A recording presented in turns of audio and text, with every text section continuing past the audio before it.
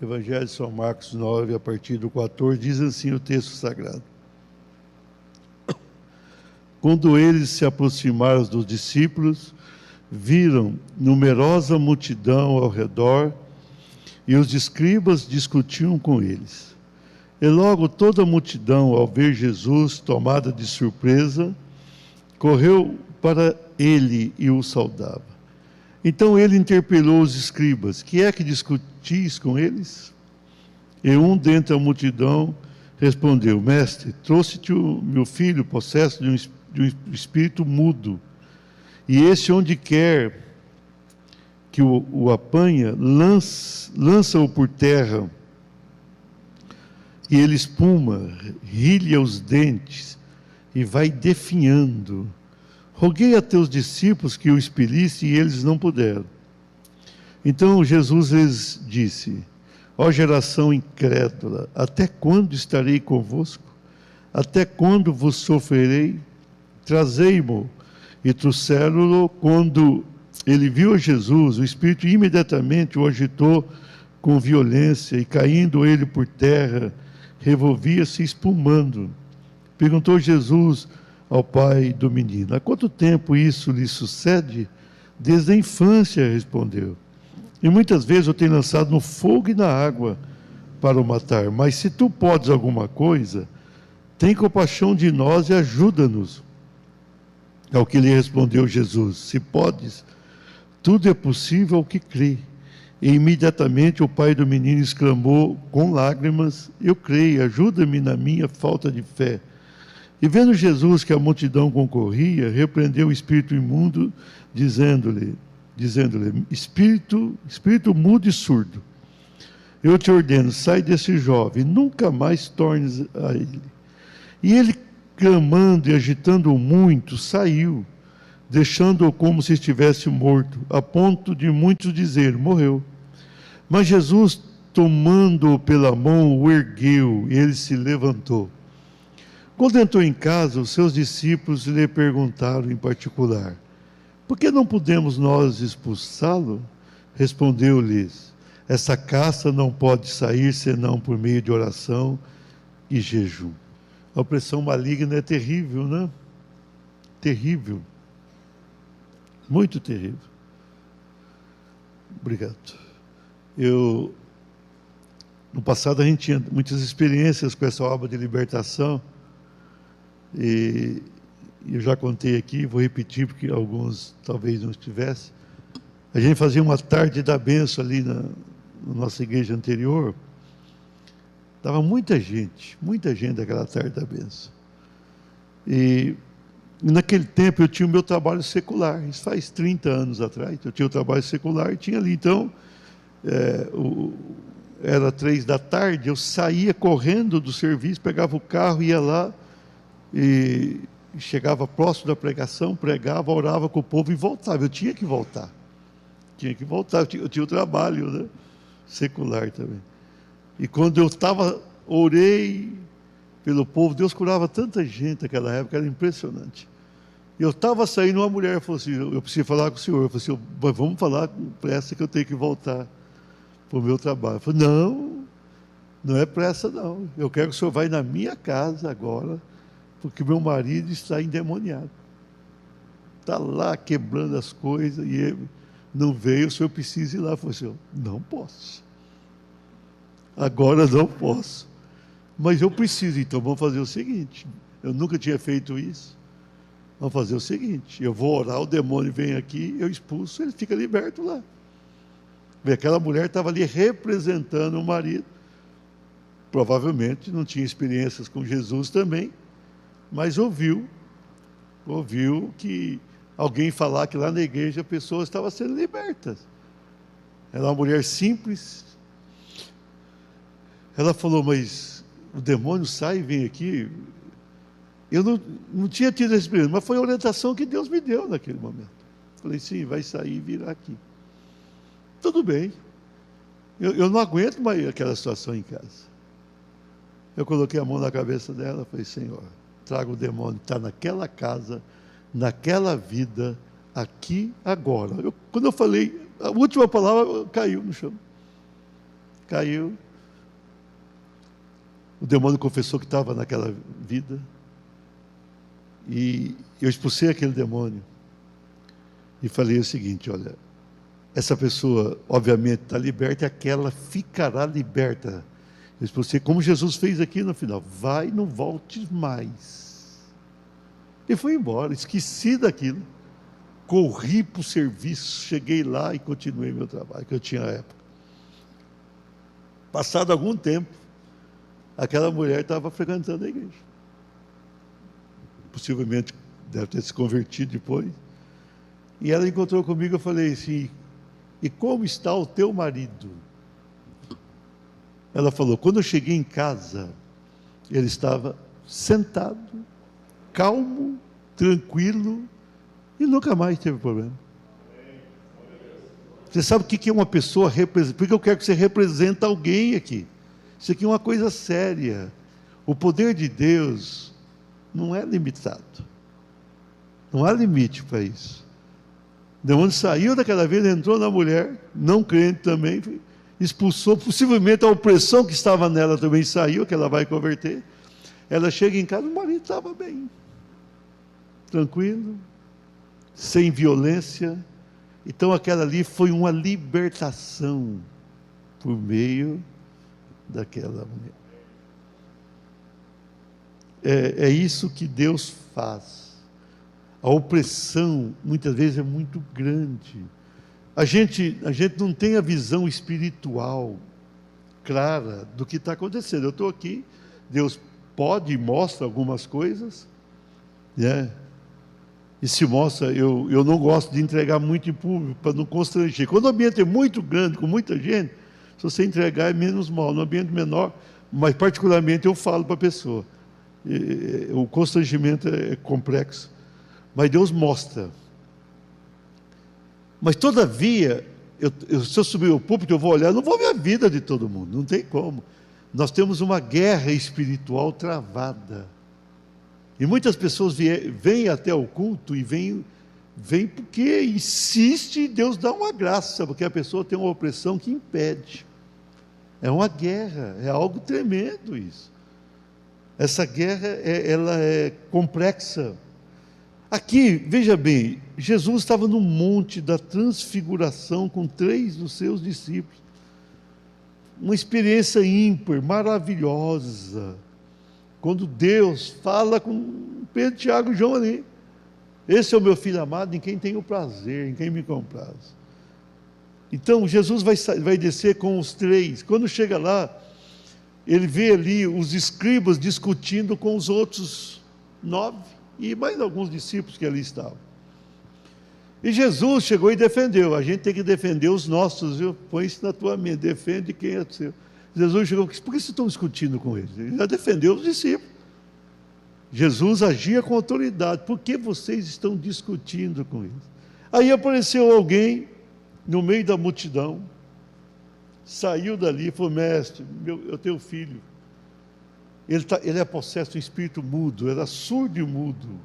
Você veja bem, aquele moço, ele não era mudo de nascença, ou teve um trauma que o fez ficar mudo, ou uma surdez por um motivo ou outro. Era um demônio que fazia ele ficar mudo. Aí Jesus perguntou: mas desde quando? Desde a infância, eu sei, desde pequenininho. Já era um mocinho que estava ali, demônio ali, judiando aquele moço. E falou assim: ele joga ele por terra, olha aqui que duro, ele espuma, olha aqui. Ele rilha os dentes, fecha a boca e os dentes, e depois vai definhando. Olha o que o demônio fazia com ele. E Jesus continua conversando ali, e Jesus vai ter que fazer uma obra de libertação meio completa. Ele tem que libertar o moço, mas tem que libertar o pai. O pai estava cheio de problemas. Primeiro Jesus fala: geração incrédula, porque ninguém conseguiu expulsar o demônio. Depois, quando o demônio chegou, ele agitou o moço com violência e caiu por terra espumando. Olha bem o que vai acontecer. O pai do menino, e perguntou para o pai do menino: há quanto tempo? Desde a infância. Aí o pai vai dizer: tinha jogado por terra, era uma coisa que ele fazia. Mas o pai vai dizer, de vez em quando lança no fogo. Já pensou?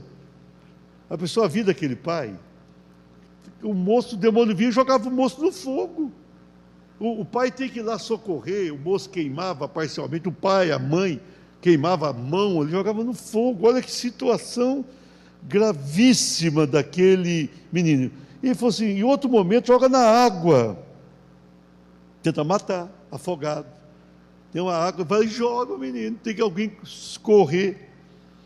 Mas aquele pai também, com o tempo, vai ficando com seus traumas, vai ficando com seus...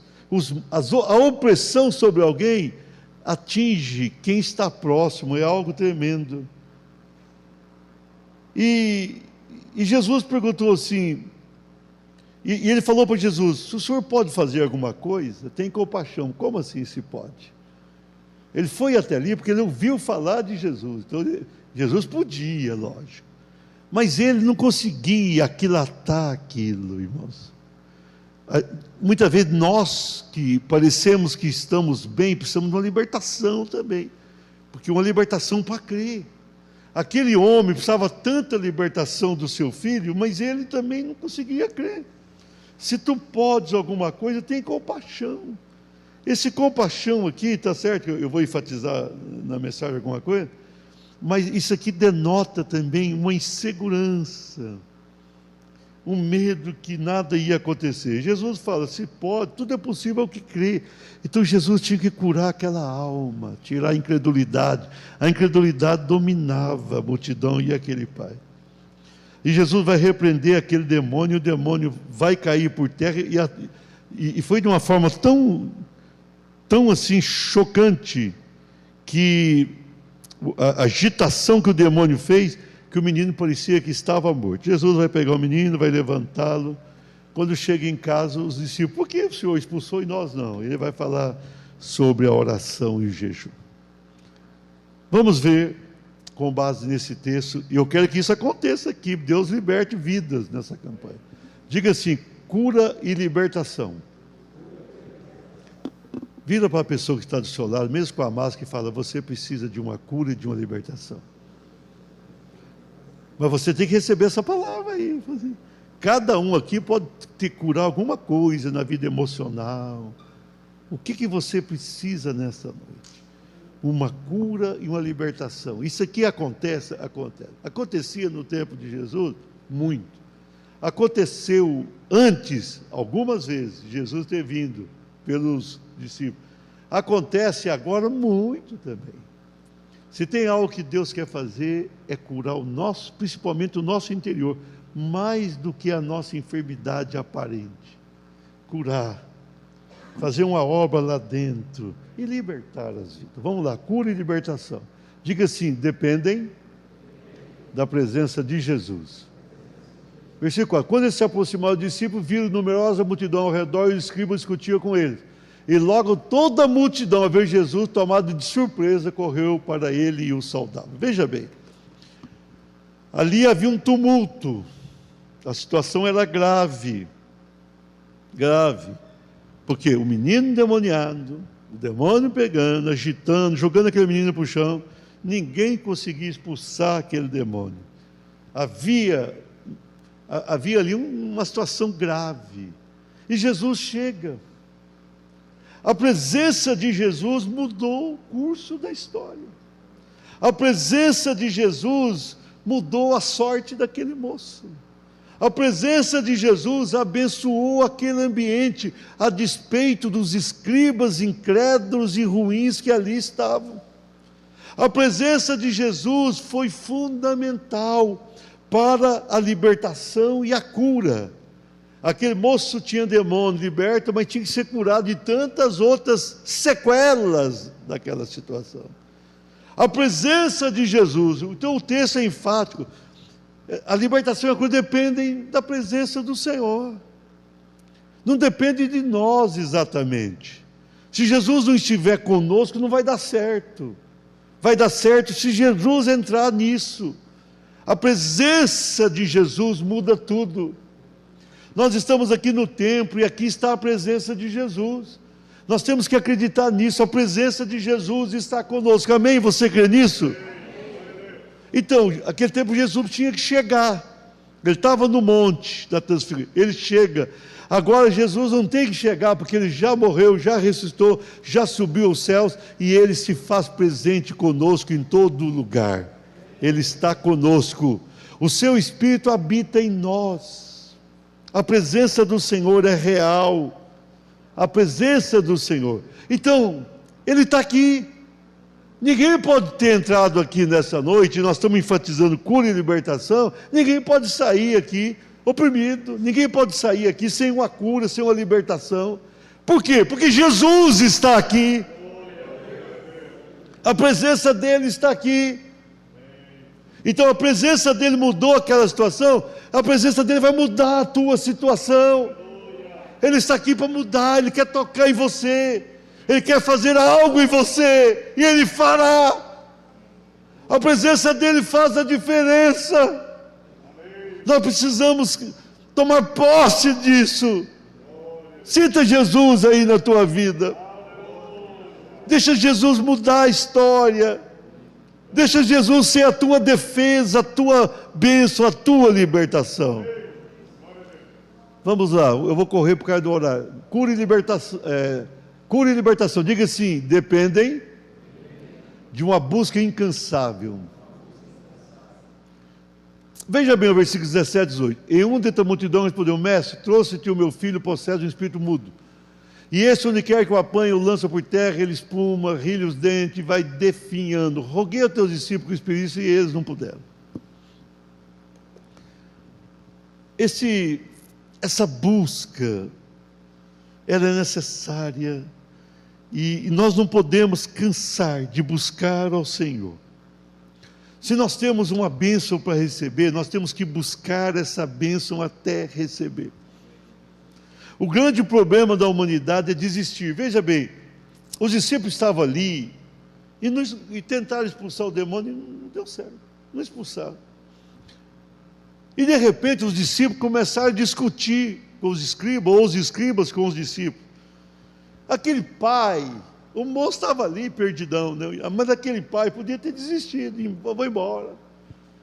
Quem sabe aquele homem tinha buscado em tantos lugares, aquele homem tinha pedido ajuda para muitas pessoas, pode ter ido à sinagoga, falado ali com o líder da sinagoga, nada resolvia, e agora ele chega diante dos discípulos de Jesus, e ele falou: agora resolvo, agora vai dar certo, e não deu certo. E não deu certo.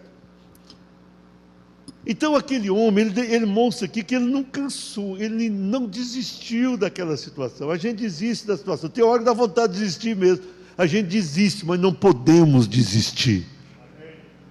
Você não pode desistir daquilo que Deus vai te dar. Você conhece a Deus, Ele tem uma bênção para te dar. Ele não quer ninguém endemoniado na tua casa, possesso, oprimido, doente. Ele não quer isso. Então você precisa buscar de maneira incansável. Eu entendo que um trabalho de cura e libertação como esse não tinha que ter uma cadeira vazia, porque quase todo mundo está oprimido por aí. A opressão não está só sobre o teu lar, a opressão está por aí. Então devia ter muito mais. As pessoas cansam de buscar. Eu fui lá 2 vezes, não deu certo. Não é assim que funciona. Eu fui no culto do domingo. O domingo é um culto de adoração. A gente tem que ter um culto de libertação específico, porque é algo complexo, difícil. Mas a pessoa, você que está em casa, não cansa de buscar. Venha para cá. Venha para cá, pega o carro. Pega o Uber. Hoje tem algumas facilidades para vir para a igreja. A pessoa que pega o Uber já vem e gasta o mesmo tanto que vai gastar quase do combustível, não é muita coisa a mais, mas venha para cá, vem aqui. Daqui a pouco nós vamos cuidadosamente até impor a mão na tua cabeça. Pode ficar tranquilo que vai ser cuidadosamente. Vamos manter uma certa distância aqui, mas nós vamos abençoar você ou alguém que você está representando. Nós vamos ouvir notícias aqui, mas não cansa de buscar a tua bênção até recebê-la. Cura e libertação, diga assim, dependem de um clamor com humildade. É preciso ter humildade. E muitas vezes eu tenho lançado no fogo e na água para o matar, mas se tu podes alguma coisa, tem compaixão. Isso aqui é humildade. Apesar que essa compaixão muitas vezes demonstrou assim, uma certa fragilidade na fé. E ajuda-nos. Se tu podes, não foi a melhor fé do mundo que alguém manifestou. Mas naquele momento, aquele homem aflito, angustiado, tem nada pior que ter um filho numa situação como essa. Oprimido, só quem está enfrentando ali vai saber. Aquele homem naquela situação aflita, terrível. E ele vai até Jesus e fala, não, ele lança no fogo, lança na água, tenta matar. Eu não sei mais o que fazer. Ajuda-me na minha incredulidade, ajuda, eu não consigo crer direito, não. Interessante, muitas vezes a gente põe no coração que a pessoa que está buscando a bênção, ela tem que ter toda a fé, senão não vai acontecer. Mas eu vou dizer para você que não é bem assim, não. Tem hora que a pessoa que está sofrendo muito, ela não consegue acreditar, mas tem que ter alguém do lado acreditando também. Ajuda-me na minha incredulidade, a pessoa vai dizer. Então nós vamos orar, e quando você for orar, ainda que a pessoa que está precisando está com dificuldade para crer, você creia no lugar dessa pessoa. Por isso que eu falo, alguém que está em casa, a gente crendo aqui, acontece. Se você lembra que eu contei na introdução, o anjo foi lá, trouxe o demônio foi embora. Aquela pessoa que foi liberta por um anjo, né?